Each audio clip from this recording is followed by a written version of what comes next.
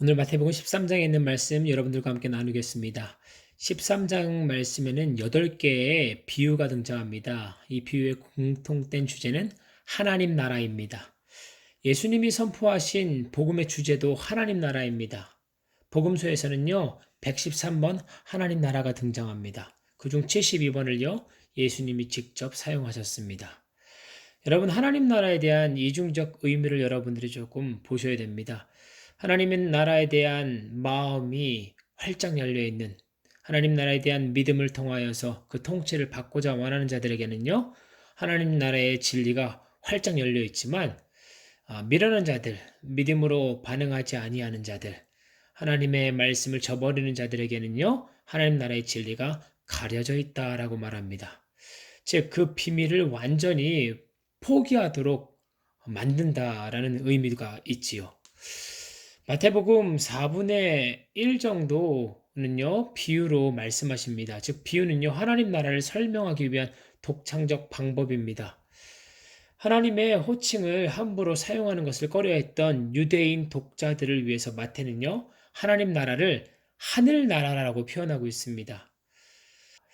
하나님 나라를요, 미래적 측면으로만 인식하고 있는 성도들이 많습니다. 즉, 죽으면 들어가는 나라라고 생각하는 거지요.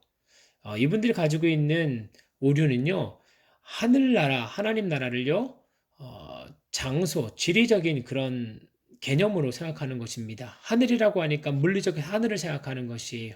나라라고 생각하니까 그냥 물리적 영토만 생각합니다. 물론 물리적인 뜻이 있을 수 있습니다. 하지만 히브리어에서 말하는 그 나라라, 말구투라는 표현은요, 권위와 통치를 얘기하고요. 헬라어에서 말하는 그 나라, 바실레이아는 통치를 이야기합니다. 즉, 하나님의 나라라는 것은요, 물리적 그런 장소와 개념, 그런 부분들을 의미하기도 하지만 그 이상의 의미는요, 하나님께서 우리들을 통치하신다, 다스리신다라는 의미를 말하는 것입니다. 즉, 공간적 개념을 넘어 우리의 내적 상태의 통치를 표현할 때 성경은요, 하나님 나라라고 얘기하는 것이에요. 그래서 하나님의 나라가 확장한다라는 것은 보이지 않는 하나님의 나라가 우리 마음을 통하여서 그의 말씀으로 우리의 생각과 뜻과 우리의 사고관, 우리의 세계관, 가치관, 물질관 이런 것들을 하나님의 나라가 통치하시는 것이죠. 그러므로 말미암아 그 모든 것들이 변화받아 하나님의 뜻을 이룰 수 있는 물질관, 세계관, 가치관 그런 것들이 되어질 때 우리는요, 하나님의 나라가 우리를 통하여 확장되어진다라고 말할 수 있는 것입니다. 여러분, 천국은요, 하나님의 나라는요, 이미 시작되었고요, 예수님의 재림으로 완성될 것입니다. 나를 온전히 다스려 주세요. 하나님, 나는 연약합니다. 부족합니다. 이런 기도 우리가 해야 되는 것입니다. 먼저는요, 씨 뿌리는 사람의 비유가 등장하지요. 예수님께서 배에 올라가서 설교하셨습니다. 무리가 많았던 것이죠. 무리로부터 좀 떨어져 가지고 배에 올라가서 하나님의 말씀을 선포하셨던 것입니다. 이 씨 뿌리는 사람의 비유는요, 뭐 어떻게 하면 열매를 많이 맺을까? 어떻게 우리 마음이 옥토로 변할까? 이 비유의 목적은 이와 같은 적용에 있지 않습니다. 여러분, 그 당시에 밭을 갈고 씨를 뿌리는 농사법이 아니었습니다. 유대 사회에서는요, 씨를 먼저 뿌리고 밭을 갈았다는 것이에요. 우리나라와 좀 다르죠? 그래서 어떤 씨가 길가나 돌밭, 가시덤불, 옥토에 떨어질지 우리는 모르는 것이죠. 그래서 9절 말씀 보면요. 귀 있는 자는 들으라 라고 말합니다. 11, 12절에 천국 비밀이 열려있는 자와 그 비밀이 닫혀있는 자에 대한 말씀을 하고 있는 것이죠.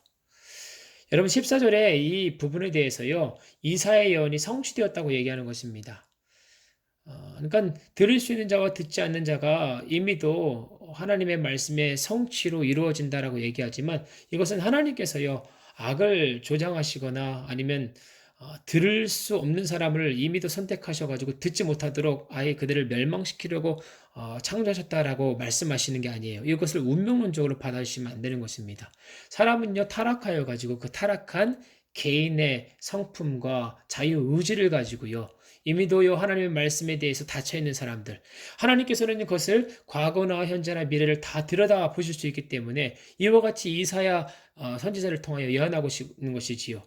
그들은요 이미도 하나님의 말씀을 받아들이지 않을 것이라고 마음을 굳게 닫고 있는 것입니다. 하나님은 그것을 이미도 알고 계신 것입니다. 그렇기 때문에 그들의 운명은요, 이미 하나님의 말씀을 들을 수 없는 운명이라는 것이지요. 책임이 하나님께 있는 것이 아니라 그 개인에게 있다는 것을 말씀하고 있는 것입니다. 16, 17절에 너희 눈이 지금 보고 있으니 복이 있다. 다른 사람들이 누리지 못했던 은혜를 누렸던 제자들에 대해서 얘기하고 있는 것입니다. 구약의 예언자들은요, 그토록 보고 싶었으나 보지도 그리고 듣지도 못했던 그것이 있었습니다. 무엇일까요? 다른 사람들에게는 없었지만 제자들에게 있는 그것이 있습니다. 그것이 무엇일까요? 그렇습니다. 바로 예수님이십니다. 하나님의 나라는요, 하나님의 통치를 받았던 제자들을 통하여서 확장되었습니다. 여러분, 구약 백성은요, 그토록 하나님의 나라, 그 메시아를 보고 싶었습니다. 경험하고 싶었습니다. 그런데 그들은요, 그 예수님을 경험하지 못했지요. 우리는 성경을 통하여서 그 예수님, 말씀이 육신이 되어 이 땅에 거하신 예수님을 우리는 경험하고 있습니다. 여러분, 은혜 받을 수 있는 최상의 상태에서도요, 은혜를 받지 못하는 사람들이 있을 수 있다는 것을 기억하시고, 우리는 이미 우리에게 온전한 성경이 주어졌고, 그 온전한 성경을 통하여서 구약 시대의 백성들보다 더 예수님을 잘 이해할 수 있는 그 은혜의 자리에 있다는 것을 기억하시기 바랍니다. 18절부터 23절에 보면 씨 뿌리는 자의 비유 조금 더 한번 우리가 보았으면 좋겠는데, 씨에는요 문제가 없습니다. 하지만 말씀을 받아들이는 사람들의 마음의 상태에 따라 그 결실의 모습이 혹은 100배, 60배, 30배로 나뉜다는 것을 여러분 보시기 바랍니다. 하나님의 말씀은요 흠이 없습니다. 설교자에게는요 연약함이 있을 수 있습니다. 왜? 전하는 매개자이기 때문입니다. 하지만 하나님 말씀 자체는 흠이 없는 것이지요. 설교를 제가 할 때 보면은요, 청중들의 모습이 다 다릅니다. 어떤 사람은요, 막 사모하는 마음을 가지고, 제가 조금 말씀에 연약함을 가지고, 전달력이 좀 부족하거나, 말씀을 조금 잘 못 준비해 가지고, 미흡한 모습으로 말씀을 전달할 때, 그럼에도 불구하고 그 듣고자 하는 그 열심, 청중의 마음이 다르다는 것을 제가 볼 수 있습니다. 여러분, 저는 여러분들이 100배의 열매, 거두실 수 있기를 소원합니다. 옥토와 같은 마음이 되었으면 좋겠다는 말씀이지요. 여러분 24, 26절에 보면 밀과 가라지의 비유가 등장합니다. 많은 사람들은 교회 내 참신자와 거짓 신자들이 마지막 심판 때까지 공존한다고 이것을 해석하지요. 근데 밀과 가라지의 비유를 통하여 가지고 신자와 불신자 이렇게 여러분들이 보시면 안 되죠. 왜 그러냐? 씨앗이 뿌려진 곳이 교회가 아닙니다. 38절에 보면 어디에 뿌려졌습니다? 밭에 뿌려졌는데 예수님은 그 밭을 무엇으로 해석합니까? 세상이라고 이야기합니다. 즉 무엇이냐? 가라지와 밀은요, 이 세상에 공존한다는 것입니다. 여러분 세상에 보면은요, 믿는 자와 믿지 않는 사람은요, 공존하여 살아간다는 것이지요. 가라지는요, 팔레스타인 지역에 자라는 독보리를 얘기합니다. 실제 독국물을 포함하고 있었다고 합니다. 밀과 거의 구분이 안 된다는 특징도 갖고 있습니다. 그래서 이것을 뽑기에는 좀 어려움이 있다는 것을 우리는 이 말씀을 통하여서 확인할 수 있지요. 27절, 30절에 보면 밀과 가라지의 비유가 이렇게 이야기하고 있습니다. 세상에 왜 악인들이 존재하는가? 가라지가 어디에서 생겨났는가? 뭐 이런 의문점들이 들 수 있는 말씀입니다. 밭은 주인의 밭을 얘기하고요. 씨도 좋은 씨입니다. 그런데 왜 가라지가 생겼을까? 어떤 사람은요, 씨앗에 가라지가 섞여 있었던 건 아닌가? 여러분, 그렇지 않지요. 세상 누군가 가라지를 뿌렸는가? 세상 어떤 사람이 그 가라지를 뿌린 게 아니지요. 밭에 가라지가 원래 있었는가? 그렇지도 않습니다. 답은 39절에 나와 있습니다. 가라지 누가 뿌렸습니까? 사단이 뿌렸습니다. 여러분, 악의 책임은요, 하나님께 있지 않고요. 그 어떤 사람에게 있지 않고요. 마귀에게 있다라는 것을 여러분 보시면 됩니다. 이 가운데 우리가 고통의 문제 한번 생각해 보았으면 좋겠습니다. 선하신 하나님은요, 악인들을 왜 그냥 보고만 계실까요? 바로바로 심판하지 않고. 악과 고통의 문제 앞에서요, 많은 사람들은요, 신은 죽었다라고 말합니다. 여러분, 성경은요, 악과 고통의 문제를요, 명쾌하게 우리에게 설명하지는 않습니다.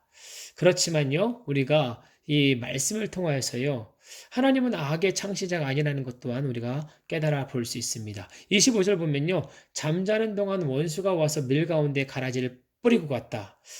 악의 문제, 악의 책임은 저는 죄, 이 죄의 근원 또 원수인 그 사단 마귀에게 둘 수 있는 것이죠. 세번역 보면요, 뿌리고 갔다라고 얘기하지만 개역개정은 덧뿌리고 덧뿌렸다라고 말합니다. 덧뿌렸다. 뿌린 곳에 한 번 덧뿌렸다는 것이지요. 원어는요, 추가로 뿌렸다라고 얘기하고 있습니다. 밀보리보다 가라지가 더 많을 수 있는 것이죠. 그래서. 그러니까 밀보리와 가라지가 공존하여 뒤섞여 있는 상태에서 가라지의 뿌리가 밀보리의 뿌리와 이렇게 엉켜 있는 모습을 우리가 상상해 볼 수 있고요. 실제 그렇게 현상이 일어난다는 것이죠. 그래서 30절 말씀에 추수 때까지 둘 다 함께 자라도록 내버려 두라. 왜? 뿌리가 서로 연결되어 있기 때문에 가라지를 뽑다가 밀도 함께 뽑힐 수 있다는 것을 말합니다. 여러분, 세상의 농사법은요, 가라지를 즉각 뽑는 것입니다. 왜?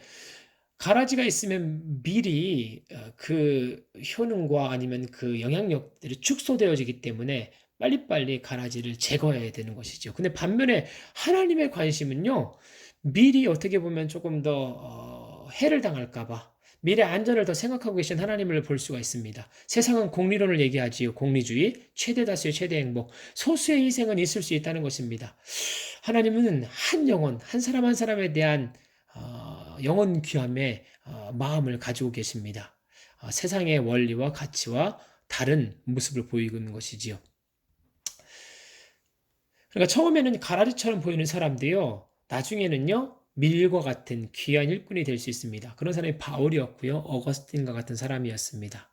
그렇기 때문에 가라지같이 생긴 사람들을 뽑다 보면요, 바울과 같은 사람을 뽑을 수 있는 것이죠. 나중에 변화될 사람인데. 여러분, 그래서 성경은 지금 기다리라고 하는 것이에요. 너희가 온전하게 분별하기 힘들다. 가라지와 밀은요, 실제 눈으로 볼 때 우리가 분별하기가 어렵다는 것을 우리가 알 수 있습니다. 참신자와 불신자가 엉켜있는 세상을 가리켜 말하고 있는 것입니다. 40절과 43절 보면요, 가라지가 불태워질 일은 세상 끝에 일어날 일이다라고 명쾌하게 우리에게 얘기하고 있습니다. 하나님께 맡겨야 될 부분이지요. 31절과 43절을 보면 겨자씨와 누룩의 비유가 등장합니다. 하나님의 나라가요, 겨자씨와 같이 작게 시작될 수 있지만 결국은요, 누룩과 같이요, 그 마지막을 창대할 수 있다라는 것을 이야기하는 것입니다. 하나님 나라의 성장을 말하지요. 하나님 나라가 우리 마음 가운데 임하면요, 하나님의 나라는 살아있기 때문에 우리의 생각과 가치관과 뜻을 다스리시고 그 다스리심이 우리 안에 평강으로 주어지기 때문에 우리는 일파만파 그 하나님을 드러내고 싶어 가지고요, 우리의 시간과 지혜와 물질을 드리게 되어집니다. 일파만파 우리 안에서 하나님의 나라가 성장하게 되어지는 모습을 보게 되어지지요. 하나님의 말씀은 살았고 운동 역사하기 때문에 그 살아있는 말씀으로 우리 마음을 다스리기 시작하십니다. 그 다스림 속에서요, 하나님의 나라는요, 날마다 우리 안에서 꿈틀거리며 성장하게 되어집니다. 31절, 32절에 보면요, 겨자씨 등장하죠. 여러분, 겨자씨로 실제 갈아서요, 만든 겨자가 있죠. 그것은 좀 맵습니다. 세상에서 가장 작은 씨가 겨자씨라고 얘기하지만 그것은 팩트가 아닙니다. 겨자씨는요, 작긴 작지만 세상에서 겨자씨보다 더 작은 씨들이 많습니다. 뭐 란의 씨도 그렇고요. 그리고 겨자씨가 나무로 여기서 표현되어진데 나무가 아니고 그냥 쌍떡잎 식물입니다. 1, 2m 정도 크기로 자랍니다. 그러니까 좀 과장된 비유를 통하여서요, 예수님께서는요, 하나님 나라에 대한 그런 확장성 내지는요, 실제성들을 좀 잘 묘사해 보려고 했다라고 생각하시면 됩니다. 풀을 나무로 부른 이유가 나무가 구약에서 갖는 상징적 의미가 있기 때문일 것입니다. 32절 보면요, 하나님 나라는 눈에 보이지 않을 정도로 작게 시작되어서 그 마지막은 아주 엄청나다라는 것을 얘기하는데, 하나님 나라가 커져서 그 나라가 거대한 나무와 같이 되고 그 나무에 새들이 깃들여지는 모습을 성경은 이야기하고 있는데, 구약시대의 나무는 큰 제국을 이야기하죠. 아주 큰 나라. 그리고 그 새들, 그 나무에 깃든 새들은요, 큰 나라의 보호를 받는 열방, 제국들을 가리켜 말합니다.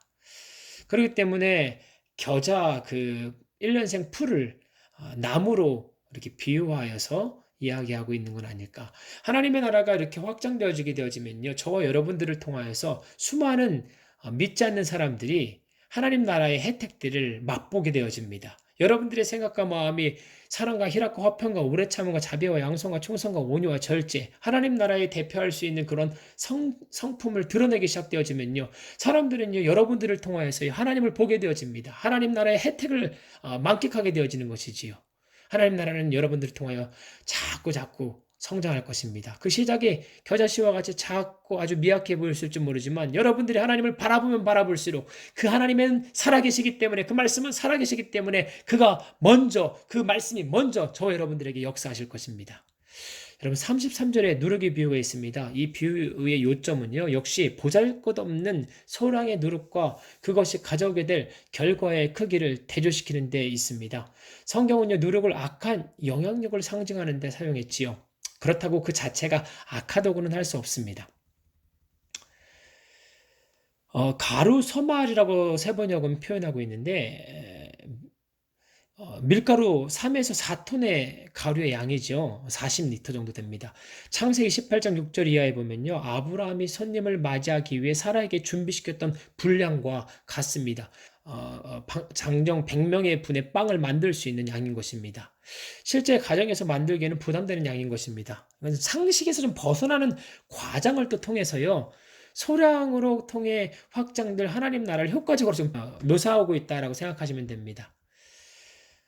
거기 보면 또 뭐 살짝 섞어 이런 표현이 있는데 개역개정은 감추어 넣었다. 그러니까 누룩을 감추어 넣었다. 이건 뭔가 일반적인 표현은 아닌데 이것을 가리켜서요. 많은 신학자들은요. 하나님 나라의 은밀성이다라고 표현합니다. 하나님의 나라는요. 보이지 않게 은밀하게 세상에 확장되어지고 그 안에서요. 하나님의 나라가 하나님의 나라로서의 그런 역할을 하게 된다는 것이지요. 그러니까 세상 사람들은요. 뭔가 떠벌리면서 그 일들을 주장하지만 하나님의 나라는요 보이지 않는 곳에서 뭔가 보일 수 있는 곳에서도요 은밀하게 그 일들을 진행하여서요 결국은요 하나님의 나라가 하나님의 나라라는 것을 많은 사람들에게 드러나게 되어진다라는 것을 이야기합니다. 그와 같은 하나님 나라의 그런 원리와 특성들을 여러분 기억하시고 하나님의 나라를 보이지 않게 은밀하게 확장할 수 있는 저와 여러분들의 삶이 됐으면 좋겠습니다. 44절에 보면 세 가지 비유가 등장하지요. 밭에 숨겨진 보물, 하나님 나라의 가치를 알아보자라는 것이죠. 밭에 숨겨진 보물은요, 그 보물을 발견하고 그 밭을 사는 자에게 그 은혜는 주어지게 되어집니다. 금고가 없었던 시절이지요. 1세기 유대 사회는요. 그래서 그리고 그 집은요, 흙으로 지어졌기 때문에 귀중품들을 집에 놓기를 꺼려했습니다. 보물을 그래서 밭에 숨겨두었던 것이에요. 근데 주인이 전쟁이나 질병으로 인해 돌연사를 할 수 있는 것이죠. 죽을 수도 있는 것이지요. 그래서 다른 사람들이 밭에서 보물을 발견하는 일이 비일비재해 있었다고 합니다. 그래가지고 밭에서요 그 보물을 발견하고 가가지고 밭을 사가지고 보물을 자기 것으로 획득하는 것이죠. 이 일이 비윤리적인 모습으로 보여질 수 있지만 성경은요 지금 윤리적인 것이냐 비윤리적인 것이냐 이것을 얘기하는 것이 아닙니다. 그러니까 보아의 비유의 초점은요 하나님의 나라를 진정으로 발견한 사람은요 자기의 모든 것을 다 들여 소중한 가치를 찾게 된다는 것을 말합니다. 그리스도 안에 지혜와 지식이 감춰져 있습니다. 우리는 그래서 그리스도에게 우리들의 삶을 드리는 것입니다. 내가 살든지 죽든지 그리스도가 내 안에서 존귀히 드러나길 원한다. 그리스도의 가치를 아는 자들이 말하는 것이죠. 바울은 이렇게 말합니다. 내가 복음을 부끄러워하지 않았니? 라고 말합니다. 다른 사람들에게 복음은요 밀어내는 것이지만 바울이 보았을 때 복음은 가치 있는 것이지요. 가치는요 가치를 알아볼 줄 아는 자에게 아주 의미가 있는 것이지요. 여러분 소유를 팔아서 그 밭을 사시기 바랍니다. 그리고 그 밭을 통하여서 예수 그리스도 그 은혜의 복음을 발견하시기 바랍니다. 여러분 소유를 판다고 해가지고요 뭔가 예수님을 믿을 때 우리 모든 것들을 다 내어놓아야 되고 우리는 모든 것들이 무가치하다. 우리는 소유 자체가 있으면 안 된다. 뭐 이런 것으로 여러분들이 이해하실 수도 있는데 그런 측면이라기보다는요. 하나님 나라가 하나님 자체가 가치가 있기 때문에 여러분들이 가지고 있는 소유를요. 주님께 이양할 수 있느냐? 고린도 4장 7절에 보면 모든 것의 주인은 하나님이다. 그러니까 능력과 지혜와 생명까지 주님의 것이라는 것이에요. 그러니까 하나님의 통치가 내 소유권과 내 삶에 함께 할 수 있느냐? 이런 것을 물어보는 것입니다.